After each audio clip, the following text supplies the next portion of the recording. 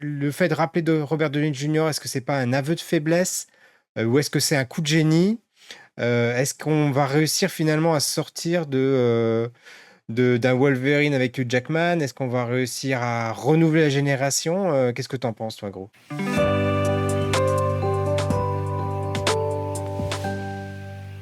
Bonjour et bienvenue dans ce nouvel épisode de la Pause Pop où je vous retrouve aujourd'hui avec Marie. Bonjour Marie. Bonjour à tous. Avec Romuald qui n'est pas venu seul aujourd'hui puisqu'il est venu avec Florent. Bonjour les deux. Bonjour à vous, bonjour. Et notre invité mystère, Grou, qui est avec nous aujourd'hui. Bonjour, bien, merci d'être là, merci de m'accueillir aussi. Voilà, qui a pu enfin prendre part à l'émission. Ça fait longtemps que je l'invite, que ça fait longtemps qu'on se dit Une qu'il faut bonne année. absolument. Oui, ça fait au moins depuis un an, oui, depuis un des derniers Marvel d'ailleurs, voilà. Et on s'était dit, il faut absolument qu'elle passe dans l'émission, grande amatrice de comics. Elle a pu venir, mais il n'avait pas de webcam, mais on ne pouvait pas louper cette occasion quand même. Deadpool et Wolverine, c'est un sujet important, c'est un film qui marque, puisque c'est le seul Marvel du MCU de l'année, voilà. Même s'il y a des films de Sony qui vont sortir ou qui sont déjà sortis, c'est le seul de l'année. Très attendu pour plein de raisons, parce que déjà parce que c'est le retour de Deadpool, c'est le retour de Wolverine, c'est l'arrivée de la Fox dans la franchise Marvel. Voilà, donc il y a beaucoup de choses à dire à ce niveau-là. Mais avant toute chose, on va faire un petit tour d'horizon. On va reprendre, voilà, pour savoir déjà chacun d'entre nous où est-ce qu'on se situe par rapport aux comics, par rapport à Deadpool. Comme ça va pouvoir laisser place aux auditeurs de voir un petit peu où on se situe par rapport à notre appréhension du sujet. En ce qui me concerne, moi, les comics, je suis, on va dire, amateur, mais je suis pas un grand connaisseur. Voilà, je connais les grandes lignes, je connaissais Deadpool avant qu'il arrive au cinéma, je voyais déjà le personnage, ce qu'il représentait et compagnie. En revanche, j'étais pas forcément fan. C'est vraiment Ryan Reynolds qui m'a fait rentrer dans le personnage, quoi. Et les deux premiers films, j'avais vraiment énormément apprécié. Et toi, Marie? Alors moi, je suis la plus étrangère, je pense, ici à Marvel. Même si j'ai toujours beaucoup aimé suivre, je n'ai jamais été autant plongée que vous dans ces univers. Cependant, Deadpool a été un de mes premiers comics, a été mon premier amour, restera pendant très longtemps mon premier amour. J'avais extrêmement peur, on en avait déjà parlé lorsque les premiers films sont sortis. Quand on a annoncé un film, j'ai eu une peur monstre, car c'est quand même dur à adapter. Et depuis, on est donc au troisième film, et on va voir ce qu'il en est. Et toi, Romuald et Florent? Alors, Florent, tu vas raconter toi Deadpool? J'ai pas lu spécialement les comics, je suis pas vraiment fan, mais clairement Deadpool, j'adore. Le personnage, il est cinglé, il est tout ce que j'aime personnellement. Les persos comme ça qui sont complètement fous dans leur tête, complètement qui cassent le quatrième mur, c'est vraiment ce que j'aime. On sort un peu du lot, voilà, on n'est pas habitué. Deadpool est vraiment un personnage qui aime faire plaisir. Moi, quand je dis Deadpool, je suis content. Quand je vais voir Deadpool, je veux voir Deadpool, le vrai Deadpool que je vois tout le temps. Toi, tu l'as vu en plus dans les jeux. Et, voilà, dans les jeux. Florent vient d'avoir 15 ans, donc c'est vrai que c'est la première fois qu'il a vu un film entre guillemets aussi violent au cinéma. Je crois que Deadpool, la première fois que j'ai vu dans un jeu, je crois que c'était Marvel, je crois, dans des jeux Marvel Alliance, ouais. Ou dans le jeu Deadpool. Peut-être. Dans le jeu Deadpool. Moi, on en parlait off, la bonne blague, c'est que moi, malheureusement, j'ai une très vieille connaissance de Deadpool vu mon grand âge. C'est-à-dire que j'ai découvert dans le X-Force avec Rob Liefeld et Mitzenze à l'époque. J'aimais pas du tout le personnage parce qu'effectivement, c'est une espèce d'avatar de plein de trucs, un melting pot. Et puis, après, j'ai lu dans les comics en traduction française. C'est Joe Kelly, le scénariste, qui a donc fait ce fameux franchissement du quatrième mur. Et là, on a vraiment beaucoup aimé. Avec d'autres copains, on a vraiment eu un coup de cœur pour Deadpool. On en parlait assez souvent. Et après, on a eu plus de mal parce que je trouve que c'est un personnage qui est très dur à utiliser sur la durée. C'est-à-dire sur des grands arcs où Deadpool se fait l'univers Marvel, ou dans Secret Wars, il te raconte en fait qu'il a tout le temps été là et personne ne s'en souvient, ou des choses comme ça. C'est très fort, mais les séries mensuelles, je ne suis pas convaincu que le personnage s'y prête. Donc l'avantage des films, c'est que ça permet d'avoir Deadpool ponctuellement, Et par exemple, je suis pas certain que toi, j'aurais envie de voir forcément un film Deadpool par an, par exemple. Voilà. C'est la grande question. Et pour toi, Gros? J'ai lu quelques numéros il y a une dizaine d'années. C'est un peu ma Madeleine de Proust parce que ça m'avait été présenté par une amie à l'époque et du coup à chaque fois je me demande ce qu'elle en penserait aujourd'hui.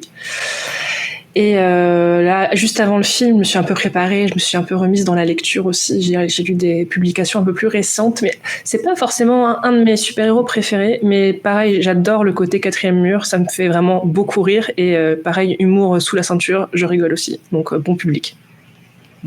Et qu'est-ce que tu avais pensé des 2 premiers films? J'avais pas autant aimé, c'est déjà un spoiler, j'avais pas autant aimé que le troisième, mais il y avait quelques longueurs, mais je pense que j'attendais un peu plus à chaque fois. Ouais. Il était un peu plus dans la retenue, je trouve. Et toi, Romuald, les deux précédents films? Alors le premier, ça a été une baffe au cinéma parce que quand je suis allé le voir, j'y suis allé en me disant, de toute façon, bon, Deadpool, enfin, voilà. Et j'ai trouvé qu'ils avaient mis tous les potards à fond, c'est-à-dire qu'il n'y avait aucune limite dans le film.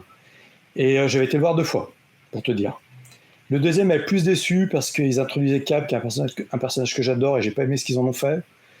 Que l'histoire est un peu plus foutraque, mais j'aimais bien le ton quand même. Mais je trouvais que le deuxième était trop de blagues pour la blague et finalement moins d'histoire.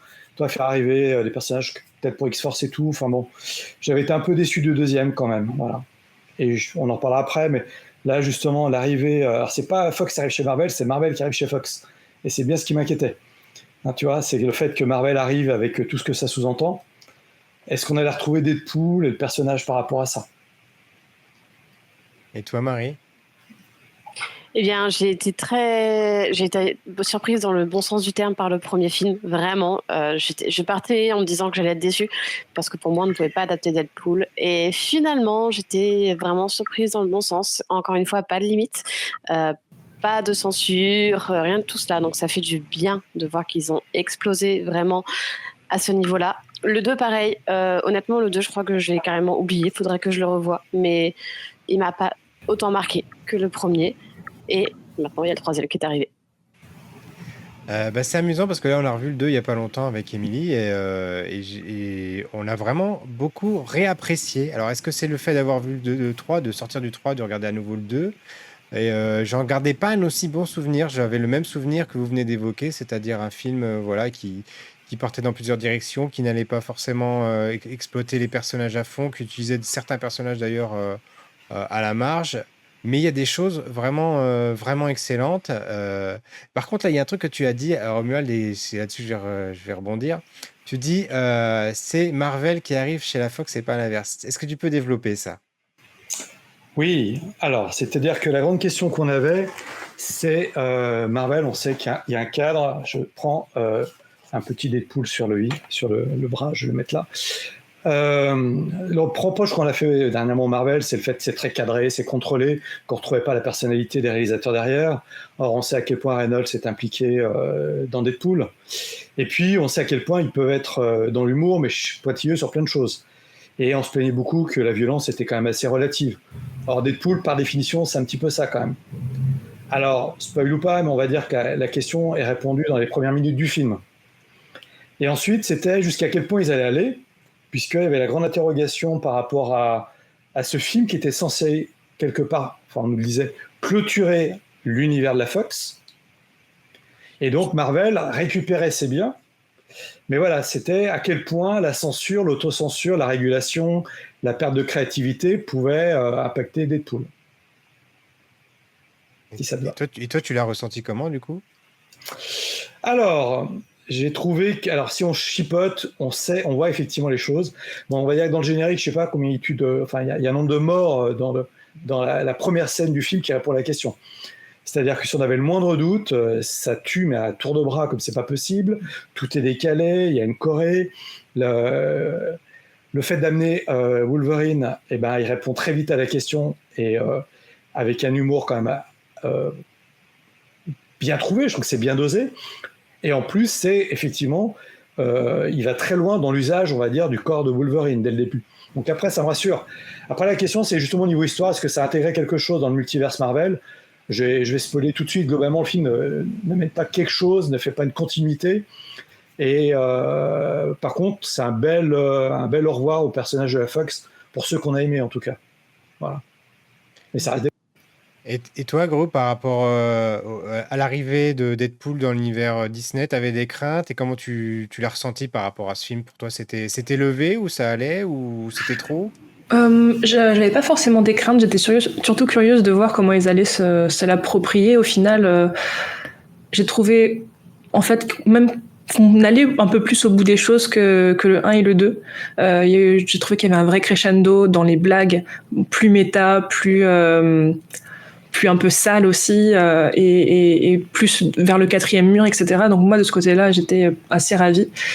Même si peut-être un peu trop private joke. Je l'ai trouvé un peu moins accessible que les deux premiers pour en tout cas un public un peu plus novice. Mais en tout cas, totalement au final convaincu de ce qui est du produit final et rassuré pour peut-être la suite, qui sait. Et toi, Marie, qui est un peu la novice pour le coup, tu penses être passée à côté de certaines blagues ou autres? Alors moi, je suis très contente d'avoir vu la série Loki. Parce que j'ai pas vu toutes les séries Marvel, j'ai pas vu l'intégralité des films Marvel, mais j'ai vu Loki, donc j'ai compris le film. Et c'est ça un peu, je pense, le problème. Et je suis totalement d'accord avec toi, Gros. C'est que c'est moins accessible. Et je pense que si le tout public va au cinéma en se disant ouais, c'est chouette, on va faire comme Deadpool 1, voir de la baston et des blagues un peu bizarres pendant 2 heures, et ben certains peuvent en sortir un peu déçus et même perdus, parce que sans avoir vu certaines notions de Marvel, notamment les multiverses, notamment la TVA, notamment tout ce qu'on peut voir dans Loki, parce qu'on est quand même totalement perdu sans cette série, eh bien c'est pas accessible. Et je trouve ça un peu dommage. Moi j'ai adoré parce que j'avais la plupart des références, pas toutes parce que je pense qu'il y en a tellement qu'on pourrait passer des heures à décortiquer le film et essayer de prendre une par une toutes les petites références qu'on voit pas. Des fois c'est juste un reflet dans un coin par une lumière qui a fait apparaître une image, une fraction de seconde et on se dit ah ouais ça vient de tel truc. Donc c'est un énorme fan film monstrueux mais qui peut ne pas parler à tout le monde et en effet être moins accessible. Et toi, Romuald, qui est, on va dire, beaucoup plus plongé dans les œuvres Marvel, dans les comics et dans la connaissance de tout ça, tu as trouvé ton compte ou c'était too much peut-être ou c'était bien dosé? Non, Comment tu l'as trouvé? alors, déjà, on peut dire que le film, c'est un film d'amoureux. C'est-à-dire qu'ils sont contents d'être là, ils aiment leur univers, ils rendent hommage à Deadpool dans toute la palette Deadpool et à Wolverine. C'est-à-dire que j'ai vraiment trouvé un peu que. Alors moi, je vais faire un lien, de toute façon, c'est avec James Gunn. C'est-à-dire que là, on est vraiment dans les films Marvel où tu as la glace, les parfums, la crème chantilly, les fruits par-dessus. Tu es gavé à pas possible. Après, quand tu vas voir Deadpool 3, donc déjà, on est d'accord que tu arrives après quelque chose. Que le film est censé clôturer l'univers de la Fox, forcément, le film, si tu n'avais pas fait référence à tout ce qu'il y avait avant, on aurait peut-être été déçu. C'est-à-dire, c'est toujours la question avec le comics, est-ce que tu peux arriver chez les X-Men actuellement si tu n'as pas lu ceux d'avant? Donc oui, mais des fois tu vas être perdu. Là, Deadpool, on savait que c'était une espèce de point d'orgue, d'épilogue, de clôture. Donc le film n'a jamais été conçu pour accueillir les nouveaux. Ça, c'est clair. Après, il fait bien son boulot quand même par rapport à l'univers Loki, parce qu'on te réexplique les choses si tu n'as pas vu la série quand même. Et les références sont très fortes par rapport aux comics, mais si tu les vois pas, c'est pas forcément extrêmement grave, parce qu'ils ont repris surtout des images très graphiques, Wolverine qui est sur une croix, des choses comme ça. Et ça marche. En plus, nous, on avait un bonheur, c'est qu'on s'était fait spoiler absolument rien, quasiment. Donc, on a pris les caméos, les références, en veux-tu, en voilà. Et c'est aussi agréable. Enfin, voilà, on a l'impression que tout le monde était content de faire le film, quoi. Tu vois. Alors, c'est vrai que cette question des caméos et des spoilers, ça a été compliqué.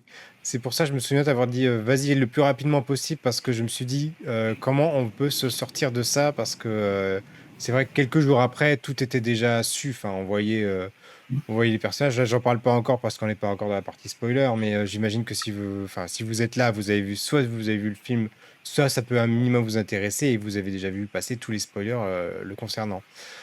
Mais en tout cas, les différents secrets ont été très très bien gardés parce que j'avais rien vu filtrer ce sujet. J'avais eu vent de rumeurs par rapport à des variantes, des choses comme ça, mais on va dire que le gros de la surprise, non seulement pour moi, était bien gardé, mais en plus à titre personnel, je m'y attendais pas du tout. Là, tu nous parles de clôture de l'univers Fox. À aucun moment, je n'ai lu, je n'ai entendu, alors peut-être aussi parce que je ne me suis pas forcément spécifiquement intéressé à tout ça parce que j'avais peur d'être spoilé, mais à aucun moment, quelqu'un m'a vendu le film en étant la clôture de l'univers Fox, tu vois. Pour moi, c'était juste Deadpool et Wolverine qui arrivent enfin, qui font le lien et qui font l'injonction avec l'univers Marvel, avec les films X-Men, etc. Et je m'attendais pas justement à toute cette partie spoiler dont on va parler maintenant. Ça veut bien se lancer. Ça veut pas se lancer. C'est pas grave. On est parti dans la partie spoiler quand même. Et ce qui nous ramène pour le coup au premier film où on voit certains des personnages, c'est-à-dire le Wolverine Origin avec X-Men. Est-ce que vous l'avez tous vu celui-ci, le Wolverine Origin Oui, bien sûr. Ouais. Tout le monde l'a vu. Personnellement, moi j'avais été déçu à l'époque du traitement des personnages, notamment Gambit.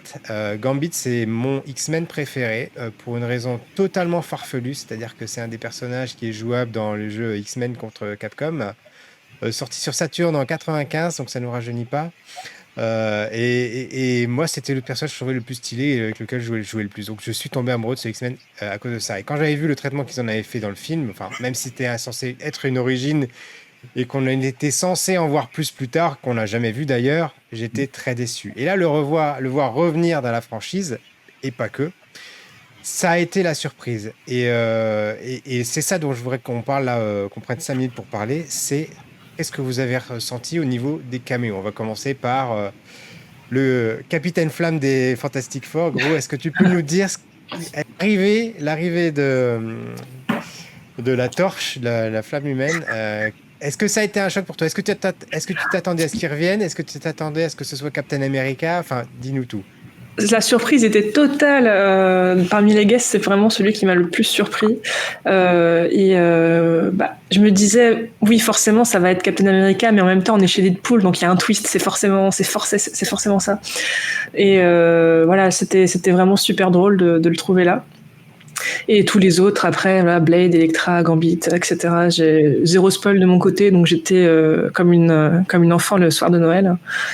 C'était vraiment que du kiff. Et après, il faudra quand même parler du peut-être le caméo le plus incongru. Est-ce qu'on en parle tout de suite? Cavill. Oui.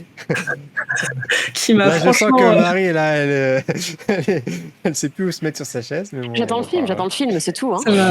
Ça m'a juste soufflé et je me suis dit, mais comment ils sont allés sortir ça? Est-ce que c'était une blague dont j'avais pas connaissance? Est-ce que c'était un truc dans la communauté qui revenait souvent, qu'il ferait un très bon Wolverine? Mais c'était juste explosé en fait. Mais d'où est-ce qu'ils ont sorti ça? Oui, il y avait lui qui revenait souvent, il y avait Daniel Radcliffe aussi. Et je m'attendais à voir Daniel Radcliffe et on l'a pas eu, c'est un peu dommage. J'aurais aimé qu'il y ait plus de caméos, j'aurais aimé voir je sais plus son nom, qui joue le pingouin dans Batman Returns. Danny DeVito. Danny DeVito, il y avait pareil des mèmes qui circulaient de Danny DeVito en Wolverine, ça aurait été excellent quoi. Par rapport à la taille en fait de Wolverine qui n'est pas aussi grand que ça dans le comics. Et toi, par rapport à toi, Romuald et Florent, vous, l'arrivée, on va dire. D'abord, peut-être Florent, parce que lui, il y a peut-être eu moins d'impact sur toi, Florent, du fait que tu connaissais peut-être pas forcément les personnages. En soi, moi, ce qui m'a surpris, c'est qu'il aille, en fait, c'est que je vais spoiler un peu, hein, mais c'est pas vraiment. Vas-y, on est dans la partie spoiler. Quand Deadpool va chercher du coup un Wolverine, ce que j'aime bien, et du coup j'avais vu, plus tard j'avais vu une vidéo sur, on va dire les références faites dans le film, qu'on avait des Wolverine qu'on avait vu en comics, mais qu'on n'avait jamais vu, on va dire, sur l'écran. Et personnellement, quand j'avais pas vu la vidéo, j'aurais été surpris en me disant mais c'est qui ces Wolverine? Mais quand j'ai vu les d'après, là je me suis dit, là ça a du sens. Parce qu'en fait dans le film, littéralement, les premières minutes c'est baston avec la musique incroyable, donc, qui est devenue iconique d'ailleurs, je la regarde partout quand même. Et regarde la vidéo avec j'aurais quelque chose à dire. Voilà. Et qu'ils ont essayé de chercher du coup les Wolverine, qu'ils ont du coup eu l'idée de nous faire un peu voyager entre chaque séquence où il va du coup voir un Wolverine. C'est très bien, c'est même plutôt surprenant. Et que tu vois au final, en fait, qui se fait un peu malmener, m'a fait très rire parce que je pensais vraiment que Deadpool allait les faire venir de force. Bon, on se doute très bien qu'il allait le faire, mais je ne pensais pas vraiment qu'il allait vraiment prendre aussi cher face à ces Wolverine un peu de laisse-moi tranquille, je veux pas venir, sinon je te fais ta fête. Et quand il prend du coup le Wolverine qui est le pire et du coup tu découvres malheureusement son histoire. Ouais, Moi, pour toi, c'est une vraie surprise parce que tu connaissais pas. Ça m'a touché. Tu connaissais pas cette version de Wolverine. Et toi, Romuald, du coup, les caméos? Ouais, alors les caméos, alors effectivement, le fait de retrouver le Blade ou l'Electra, même si on a désaimé ces films après, tu vois, ça a été quand même Blade, ça a été quand même l'entrée dans l'univers des comics, quoi. Je veux dire, c'est le premier qu'on a qui reviennent. Déjà, c'est surprenant. Puis on parle même maintenant de l'intégrer comme le temps de nouveau Blade. Tu vois, ils ont tellement de problèmes avec Blade qu'ils sont en train de discuter peut-être de carrément le faire revenir.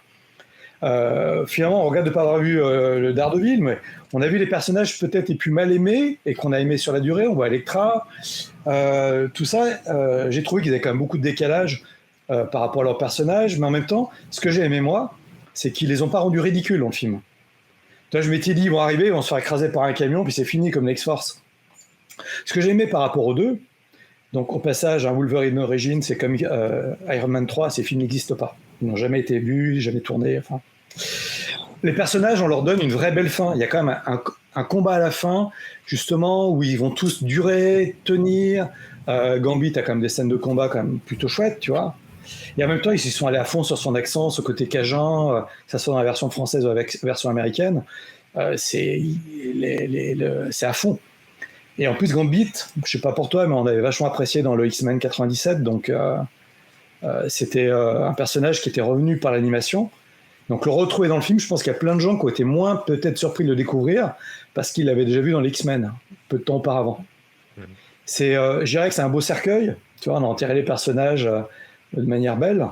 Puis on en parlera aussi, c'est que Cassandra Nova, c'était quand même surprenant d'utiliser Cassandra Nova, et j'ai trouvé que le personnage n'était pas du tout mal utilisé ou ridicule, tu vois. Il y a des choses par rapport au TVA, par rapport à l'usage, voilà, et même la scène finale, c'est pas un caméo, mais il y a comme un hommage aux gardiens de la galaxie qui utilisaient la gemme tous ensemble. Ils ont repris la même scène avec Wolverine et Deadpool. Et on peut être la surprise, on a comme deux personnages qui sont indestructibles, invincibles et qui se régénèrent. Ils sont allés à fond là-dessus quand même. Hein. Et je rebondis sur ce que tu dis, parce que justement, c'est ça qui est bien, je trouve, dans le film, et vous m'arrêtez si je me trompe, si vous n'êtes pas d'accord. Il y a vraiment un bel équilibre entre, d'un côté, le manque de respect total envers les personnages. La première scène avec Wolverine, voilà, où il fait parler le squelette, etc. Enfin voilà, il marche dessus, il le piétine, et à la fois, c'est très respectueux de tout l'héritage qui vient donc d'avant, c'est-à-dire des autres films, que ce soit Blade, que ce soit les films de la Fox. Comme tu dis, ils sont pas ridicules, ils sont là, ils ont un rôle, ils ont une utilité, ils expliquent pourquoi ils sont là, ils expliquent pourquoi les autres protagonistes sont pas là. Et donc il y a ce juste équilibre qui fait qu'on n'est jamais, c'est jamais ridicule et c'est jamais non plus à se moquer, voilà, pour se moquer. Voilà, il y a toujours un bon équilibre qui est trouvé, j'ai trouvé. Et toi, Marie, par rapport au caméo? Alors, je suis encore une fois pas sûre d'avoir eu absolument toutes les rêves parce que j'ai peut-être pas tout vu, mais il y a quand même de fabuleux caméos. Gambit, moi, Channing Tatum en Gambit, c'est extraordinaire. Henry Cavill en Wolverine, c'est extraordinaire. On a quand même des apparitions qui sont fabuleuses et ça joue beaucoup sur la nostalgie, je trouve. Comme tu disais exactement, Romuald, de revoir tous ces personnages et d'avoir repris, même pour certains, des acteurs qui ont renfilé les costumes pour cette scène. C'est magnifique à voir. Ça joue beaucoup sur cette nostalgie, sur la compassion aussi qu'on leur porte. Donc on s'aperçoit à quel point finalement on leur a porté de la compassion, même s'ils ont été un peu mal aimés dans les premières adaptations. Et c'est en effet, je trouve, une très belle fin. Je pourrais pas dire mieux que toi, Romuald, c'est une très belle fin. Et je ne sais pas si c'est la dernière fois qu'on reverra certains personnages ou certains acteurs, mais c'était un grand plaisir de tous les voir. Là, on est clairement sur l'excuse de la TVA, du multiverse. On met de côté la logique, on utilise ça comme excuse pour faire tout ce qu'on veut. Très clairement, c'est Deadpool, on est dans le multiverse, on peut faire tout ce qu'on veut, donc on peut appeler tout le monde si on veut, c'est pas grave. Et finalement, même si on aimerait détester, bah, ça passe extrêmement bien, il faut se l'avouer, qu'on l'accepte avec grand plaisir et on cherche même plus à chercher les anachronismes tellement ça passe bien. Et gros, j'ai une question pour toi. Je me souviens que tu avais quand même émis sur, je sais plus si c'était dans les stories Instagram que tu as publié, quelques regrets par rapport à des caméos que tu aurais aimé voir. Tu peux nous en dire deux mots? Oui, j'avais cet espoir un peu fou. Je me doutais qu'on aurait sûrement la Deadpool Corp, donc les mercenaires Deadpool. Donc forcément, on a été servi. Et pendant toutes ces scènes-là, je cherchais désespérément un bout de costume rose dans le tas. Je me suis dit, est-ce qu'ils oseront mettre Gwenpool, même si techniquement parlant, ce n'est pas un variant de Deadpool. Bon, non, la réponse est non, ils ne l'ont pas fait. Voilà, ça aurait été assez drôle. Après, je pense que... Peut-être qu'elle appartient à Sony, c'est peut-être pour ça, je sais pas. Ouais. Aucune idée. Après, bon, je pense aussi qu'il y a peut-être des personnages pour lesquels ils ont de plus grands plans. Je ne sais pas trop, mais voilà, c'était ma petite déception en tout cas. Ouais. Et toi, Romuald, des caméos auxquels tu aurais pu t'attendre? Alors c'est toute la question, c'est une fois qu'ils ont démarré, quand tu retrouves Blade et tout ça, tu aurais pourquoi pas plus de fantastique, de choses... Après, je crois que surtout on a des personnages dont les acteurs aimaient leur rôle. C'est-à-dire peut-être que les autres personnages de l'univers qui sont pas revenus, c'est des acteurs qui ont regretté d'avoir fait des rôles ou des acteurs qui sont pas forcément aimés par les gens de la franchise ou autre. Là, tu as des acteurs, je trouve, Snipes qui revient faire Blade, ça donne aussi son... Je pense qu'il n'y a pas que le chèque, parce que voilà, c'est son amour du personnage. C'est-à-dire qu'il dit quand même qu'il a aimé faire ce personnage. Jennifer Garner, elle vient refaire Elektra après tout ce qu'elle a pris comme merde sur la gueule. Ça veut dire qu'elle nous dit quand même, j'ai aimé faire ce personnage. T'as quand même des gens qui sont là parce qu'ils aiment leur personnage. Et même finalement la torche, alors, en même temps, retrouver la torche avec sa gouaille, son parler, c'est plus Deadpool. Mais ça nous dit qu'il a aimé Captain America, mais il n'oublie pas qu'il a été aussi Johnny. Et que ça a été important pour lui. Tu vois. Donc c'est peut-être ça. Et après, est-ce qu'à un moment, trop de caméos faisait pas trop? Là, on a le temps de leur donner quand même une action, une histoire. En plus, on est dans des lignées qui ont été effacées. Donc on nous dit que c'est les derniers un peu de leurs univers, que les autres ont été détruits, c'est les survivants des univers. Donc c'est censé avoir les personnages les plus badass, tu vois. Et quand on les voit, c'est les plus badass. Ce sont les plus guerriers des guerriers, quoi. Donc à part Doom, bon, voilà. Mais Doom, c'est... Oui, justement, bah écoute, tu fais la transition parfaite puisque j'allais enchaîner là-dessus. Je crois que tout le monde a compris qu'on avait tous les quatre aimé, tous les cinq, pardon, aimé le film. Et qu'on vous encourage à aller le voir si c'est pas encore fait. Voilà. Le cinéma en grand. D'ailleurs, que vous soyez, j'ai envie de dire, là c'est plutôt, j'ai envie de te laisser la parole 2 minutes à Marie pour ça, même si, est-ce que même quand on n'est pas fan de Marvel, est-ce que ça vaut le coup d'y aller? Ça vaut le coup pour le spectacle. C'est du fast-food. C'est clairement du fast-food. On va se taper un gros McDo, Burger King. C'est le plaisir coupable. On a du gras, on a du sale. Ça passe tout à fait. Après, je pense que certaines personnes pourraient être un peu perdues sans avoir certaines références Marvel pour bien comprendre. Quand même, la TVA, c'est assez particulier. C'est pas accessible à tout le monde. Et quand on n'a pas les notions, on peut se sentir un peu paumé. Mais ça reste du bon gros fast-food bien gras. Et je pense quand même qu'on peut apprécier le film. Un film qui est en train de battre plusieurs records du box-office mondial, en tout cas par rapport à son classement notamment. Et là, c'est la question qui fâche. Est-ce que Marvel est arrivé un petit peu au bout du rouleau? On voit que cet été, ils ont annoncé le retour de Robert Downey Jr. dans le rôle de Dr. Doom. Donc, on ne sait pas d'ailleurs, pour l'instant c'est trop tôt pour le dire, on ne sait pas si ce sera Tony Stark qui joue Dr. Doom, ce qui est possible. En tout cas, voilà, on est quand même en droit de se poser la question. Depuis Endgame, l'univers Marvel, le MCU est en difficulté. On a des films qui sont très décriés. On avait fait une émission sur The Marvels qu'on avait défendu. Ouais. D'ailleurs, je me souviens, c'est pour cette émission-là que je voulais t'inviter, gros, à la base. Et pourtant, on s'était fait assez malmené dans les commentaires pour avoir défendu le film, alors que voilà, il y avait beaucoup de choses à défendre. En même temps, c'est vrai que sur le MCU, il n'y a pas que des choses à défendre, il y a eu des choses assez difficiles qui sont sorties dernièrement, que ce soit en série ou en film. Donc, est-ce qu'on est au bout du rouleau? C'est la question que j'ai envie de vous poser. Je vais commencer par toi, Grou. Est-ce que le fait de rappeler de Robert Downey Jr., est-ce que c'est pas un aveu de faiblesse ou est-ce que c'est un coup de génie? Est-ce qu'on va réussir finalement à sortir d'un Wolverine avec Hugh Jackman? Est-ce qu'on va réussir à renouveler la génération? Qu'est-ce que tu en penses, toi, Gros? Je trouve ça assez difficile à dire. Alors, déjà, de premier abord, oui, effectivement, tout le monde dit que le MCU, c'est plus ce que c'était. Je suis pas forcément de cet avis-là, notamment côté série. Moi, j'ai vraiment mangé à foison. J'étais très contente de tout ce qui a été produit. Les séries Loki, les séries Miss Marvel, même Hawkeye, j'ai adoré. Après, c'est vrai que je suis assez à la ramasse côté film. J'ai rattrapé Quantumania récemment et pour le coup, c'était un peu bof. Donc, j'ai pas encore tout vu.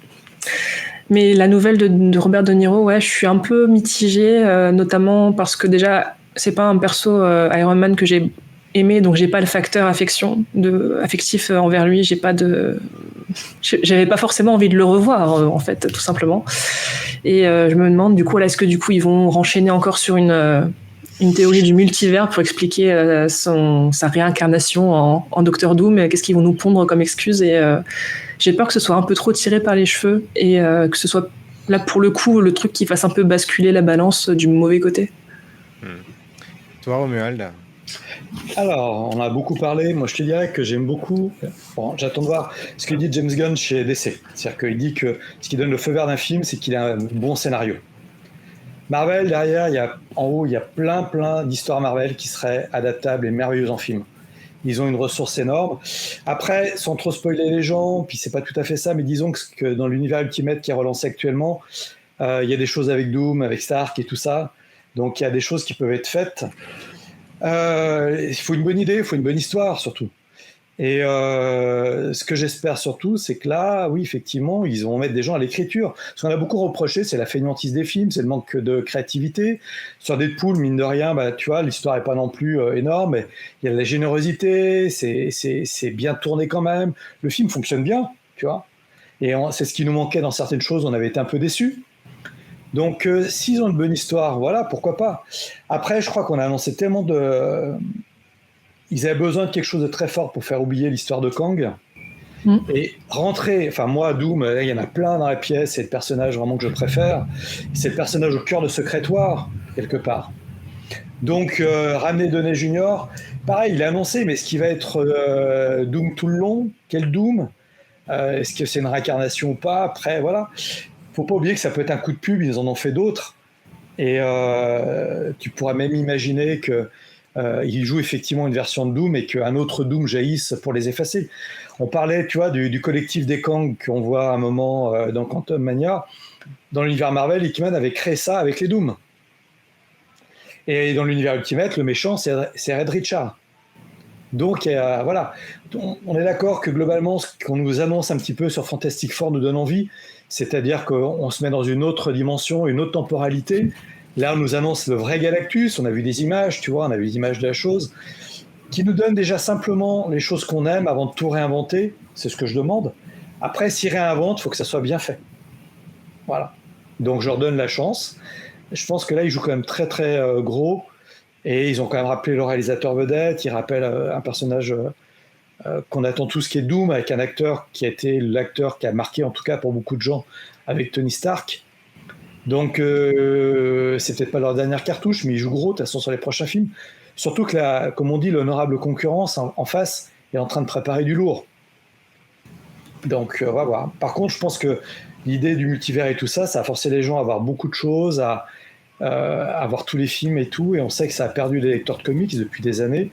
Donc, c'est le problème de Marvel, c'est que DC va partir de frais, où eux, ils se tapent 15 ans de continuité, quoi. Et toi, Marie, le retour de Robert Downey Jr.? Alors, pour ma part, je connais pas forcément Docteur Doom en profondeur, donc je pourrais pas dire. C'est un acteur que j'aime beaucoup, mais pas que forcément en tant que Tony Stark. C'est un acteur qui a, je trouve, une très belle carrière. Après, de savoir si ce retour, c'est dans la logique Marvel ou si c'est parce qu'au bout d'un moment, il commence à s'essouffler. Moi, j'ai un mauvais ressenti sur le dernier film Marvel. J'ai l'impression qu'ils ont acheté, clairement, c'est le terme, acheté tous les acteurs qui étaient un peu à la mode ces 20 dernières années. Et que maintenant, ils sont un peu essoufflés parce que ça y est, ils ont acheté tout le monde, donc ils savent plus quoi faire. C'est triste, mais c'est mon ressenti. Je comprends que tout le monde soit pas forcément d'accord, mais je sens un énorme essoufflement sur les derniers films. D'accord avec toi, Grou, par contre, que les séries sont fabuleuses. J'ai pas vu Miss Marvel, mais j'ai beaucoup aimé les séries qui ont été faites, vraiment. Et là, il y avait pas du tout le même niveau de réalisation que pour les films. Peut-être qu'ils ont plus pris le temps de développer des scénarios, alors que bizarrement dans les films, on a l'impression qu'il n'y avait pas de scénario et que de la baston. Donc, je ne sais pas trop me situer sur ça. J'ai pas d'avis particulier sur Doctor Doom. Par contre, je suis très contente que ce film, Deadpool et Wolverine, fasse un peu table rase. On sent qu'ils ont pris la déconnade, ils sont éclatés, ils ont dit ok, on lâche les poneys, on envoie tout. Et on fait un peu table rase et après on repart sur des bonnes bases. En tout cas, c'est mon ressenti à la fin du film, que ça fermait une ère pour en ouvrir une autre. Donc j'attends à voir, avec un peu de curiosité, ce que ça peut donner. Et ce sera un petit peu la conclusion, le mot de la fin. Voilà, un film qui casse les codes, qui arrive à rencontrer un succès aussi commercial et un succès critique, les deux, tout en étant un gros pari, une grosse prise de risque, puisqu'on fait à la fois revenir les anciens, on mise sur un humour très très trash, très décalé, sur de la violence aussi, et puis finalement ça passe, ça marche. La recette est acceptée, validée. Moi, c'est pareil par rapport à Tony Stark, à Robert Downey Jr. au retour en Doctor Doom. J'espère, je veux y croire une dernière fois en tout cas, que Kevin Feige a repris les commandes, a repris les rênes et que c'est plus un coup de pub pour nous dire il revient, mais en fait on vous prépare quelque chose parce que ça, il sait aussi le faire. Il l'a prouvé d'ailleurs avec Deadpool et Wolverine. Il a réussi à donner carte blanche à Ryan Reynolds, à Sean Levy. Il a réussi à faire une bande-annonce qui n'en dit pas trop aussi, parce que c'est quand même quelque chose qui est devenu assez rare. Et ça, Marvel, ils savent encore le faire. Et ils l'ont pas toujours fait sur leur dernier film, et ça leur a porté peut-être préjudice. Et là, ils ont réussi à tenir le cap. Ils ont réussi à tenir le fait aussi de ne pas révéler les caméos, ce qui n'est pas évident de nos jours, avec toutes les fuites, etc.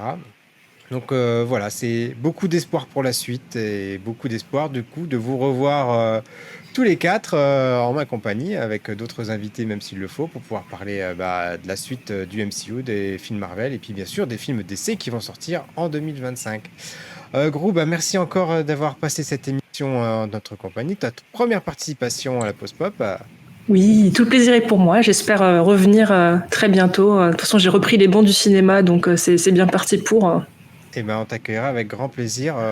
Romuald et Florent, merci Romuald d'être là comme tout le temps. Florent, merci énormément pour ta participation. Je sais que tu avais insisté pour faire partie de l'émission parce que ça te tenait à cœur. Oui. Ça nous a fait énormément plaisir. Marie, merci encore d'être là, voilà, fidèle au poste. Et on vous retrouve pour la deuxième saison de la Pause Pop très vite au mois de septembre ou octobre. On verra en fonction de l'actualité des films et des séries. Et en attendant, bye bye. Bye bye. Bye bye.